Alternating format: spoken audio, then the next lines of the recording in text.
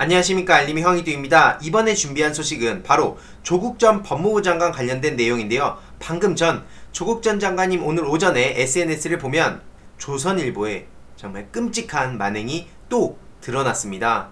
조국 전 법무부 장관이 지금 증거까지 확보해서 법적 대응까지 예고한 상황인데요. 바로 조국 전 법무부 장관 따님 관련된 내용인데, 그 따님이 연세대 세브란스 병원 피부과에 찾아가서 인턴하고 싶다, 이런 식으로 얘기를 했다는 걸 보도한 건데요. 당연히 가짜뉴스입니다. 그런데 이 사이에 어떤 일들이 있었는지 간략하게 핵심만 전해드릴 예정이고요. 또 문재인은 공산주의자다 얘기했던 고영주가 어제 2심에서 집행유예이긴 하지만 유죄 판결을 받았습니다. 당연히 국대 떡볶이 김상현씨도 떠오를 수밖에 없습니다. 계속 코링크는 조국 거, 문재인은 공산주의자, 이런 소리를 해댔는데 당연히 영향을 받을 수밖에 없겠죠. 그래서 이 전반적인 이 반격 관련된 내용을 지금부터 핵심만 전해드리도록 하겠습니다. 오늘 오전 조국 전 법무부 장관 SNS를 통해 이런 게 올라왔습니다. 조선일보 지면 사진을 받은 건데 그거부터 먼저 보고 오겠습니다. 바로 이겁니다. 조선일보 밑에 보면 조민 세브란스 병원 피부과 일방적으로 찾아가 조국 딸이다, 의사 고시 후 여기서 인턴하고 싶다, 이런 게 보도가 되는데요. 바로 이 부분이죠. 왼쪽 하단에 있습니다. 보니까 이런 내용이었습니다. 박상현, 황지윤 기자의 내용인데요. 의대생 국가고시 거부 와중에 특정 병원, 특정과의 이례적 면담, 피부과 과장 당황, 부담스러워, 이게 보도가 된 겁니다. 누가 보더라도 이렇게 보면 분노를 안 할 수가 없겠죠. 이례적 면담 그러면서 역시나 이렇게 조국 전 장관 따님을 비롯해서 조국 전 장관님 그 가족분들을 무슨 특혜 찌든 사람들처럼 만들려고 저렇게 프레임 거는 거 아니겠습니까? 이게 당연히 사실이 아니라는 겁니다. 다시 돌아와서 조국 전 장관은 공개 질문을 합니다. 이게 조선일보 지면이 맞는지, 온라인에선 안 보이는데 판가리를 한 건지, 그리고 온라인에는 처음부터 안 올린 건지, 아니면 올렸다 내렸다면 언제 올렸다 내렸는지, 그리고 그 이유가 뭔지. 안 그래도 지금 의료 파업 때문에 얼마나 이 사안에 대해서 많은 국민들이 민감해합니까? 근데 이런 상황에 저런 내용을 저렇게 떡하니 지면신문에 올려버린 겁니다. 그래서 판가리 되기 전 기사가 맞다면 엄격한 법적 책임을 묻겠다고 주장을 했죠. 조작 기사라면 조작자를 같이 찾아서 엄벌해야 된다고, 당연한 겁니다. 그리고 중요한 건 이런 허위사실 유포하고 있는 사람들에 대해서도 엄정한 법적 책임을 물을 것이라고 예고했는데요. 지금 문제는 앞서 그 기사 캡처본이 의대생들한테 계속 퍼지고 있다는 겁니다. 커뮤니티, 유튜브 등등. 그럼 당연히 그걸 본 의사들 입장에선 어떤 기분이겠어요? 이런 심각한 상황이란 걸 알면서도 저렇게 악의적으로 조선일보 기자들이 저렇게 지면신문에다 떡하니 낸 거죠. 조선일보를 비롯해서 이걸 보도한 그 두 명의 기자도 정말 심각합니다. 누구냐고요? 일단 박상현 조선일보 기자입니다. 싫어요가 무려 344나 되고요. 헛소리 선동, 가짜뉴스, 악의적 헤드라인, 사실 왜곡, 한두 번이 아니네요. 그리고 황지윤 기자도 여기 포함이 돼 있습니다. 박상현, 황지윤 조선일보 기자고요. 이렇게 연세의대 피부과 정기양 교수님의 페이스북 글을 보더라도 이게 얼마나 심각한 가짜뉴스인지 알 수 있습니다. 피부과 교수 누구도 조국 전 장관님의 따님을 만난 적이 없다는데 이런 헛소문을 퍼뜨린 사람의 의도는 뭘까? 그리고 조국 전 장관 따님이 아무리 그 기자들이 노력을 해도 누구를 만난 건지 모르고 있는데 도대체 찾아오긴 한 건지, 찾아왔으면 누굴 만난 건지 알려주면 고맙겠다, 이런 글도 돌아다니고 있습니다. 조국 전 장관 따님 연대 피부과 인사를 갔다? 답변에 연대 피부과 인사 간 거 맞다, 재학생에게 어제 확인했다, 가로세로 연구소 실시간 채팅에 이런 게 올라왔다고 하는데요.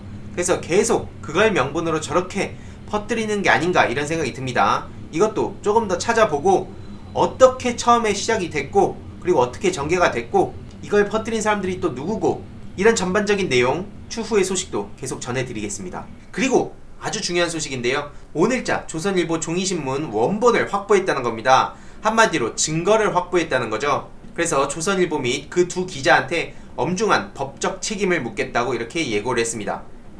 저 본때를 보여줘야 됩니다. 뿌리를 뽑아버려야 돼요. 게다가 문재인은 공산주의자다 라고 얘기했던 고영주씨가 2심에서 유죄를 받았습니다. 이렇게 대놓고 문재인 후보도 공산주의자이고 이런 식으로 얘기를 한 바가 있었죠. 1심에선 무죄였다가 지금 2심에서 유죄로 뒤집힌 건데요. 문제는 집행유예 2년이 왜 붙는지 모르겠습니다. 저렇게 대놓고 심각한 모욕과 명예훼손을 한 거죠. 왜 집행유예 2년입니까? 심지어 고영주 씨는 불임사건 당시에 부산지검 공안부 수사검사였다고도 하네요. 그 유명한 공안검사요. 문제는 이 문재인은 공산주의자 하면은 빠지지 않는 게 누굽니까? 바로 이 국대떡볶이의 김상현 씨입니다. 조국 전 장관님이 고소를 하니까 저걸 두고 또 언플하면서 대놓고 정신 못 차리고 이 기회에 다시 한번 알려드린다면서 문재인, 조국, 임종석은 공산주의자입니다 라고 얘기를 했죠. 저렇게 정신 못 차리고 허위사실 유포하고 명예훼손하던 김상현 씨, 당연히 이 재판 결과가 영향을 받을 수밖에 없습니다. 그동안은 그 고영주 씨의 무죄 사례를 두고 저렇게 당당하게 외친 것 같은데, 저렇게 대놓고 국대떡볶이를 비롯해서 사기업의 대표라는 사람이 공산주의자래요. 공산주의가 무슨 말인지도 모르는 것 같아요. 자기가 사기업의 대표면서 공산주의, 이게 도대체 말이 됩니까? 정신 못 차리고 문재인은 공산주의자 타령하던 그런 사람들 전부 다 처벌해야 됩니다. 문재인 대통령이 어떻게 공산주의자가 됩니까? 지금 공산주의, 사회주의 이런 기본적 개념도 모르는 것 같고요. 민주주의의 반대말이 뭐냐 그러면 저런 사람들이 바로 공산주의라고 대답할 사람들이죠.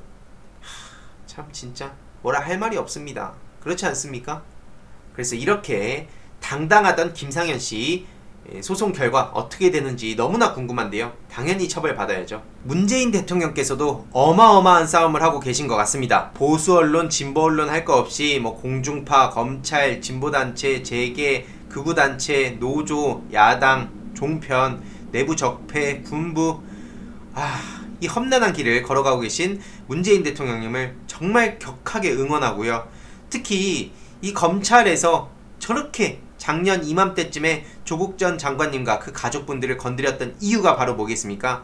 문재인 정부의 개혁을 막겠다는 겁니다. 그 본질에 대해서 제발 좀 진보적인 생각을 가지신 분들도 지금 힘을 어디다 합쳐야 할 때인지 한 번 더, 두 번, 세 번 생각해 보셨으면 좋겠습니다. 어마어마한 싸움을 하고 계신 겁니다. 아니, 인간적으로 지금 얼마나 힘들고 외롭겠습니까? 아무튼 그래서 중요한 것은 이렇게 TV조선, 조선일보, KBS, SBS, YTN 할 거 없이 조국 전 장관 집 앞에 찾아가서 저렇게 희덕대던 기자들 절대 잊을 수 없습니다.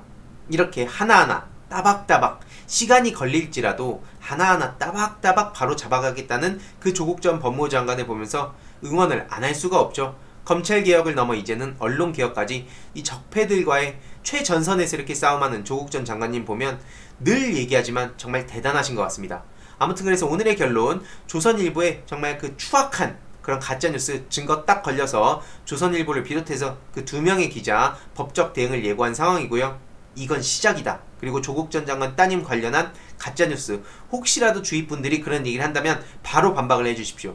그리고 김상현 씨 어떤 결과 나오는지 꾸준히 여러분들께 전해드리도록 하겠습니다. 이번 내용도 유익했다면 구독, 좋아요, 알림 설정, 그리고 멤버십 가입까지 해주시면 정말 감사드리고요.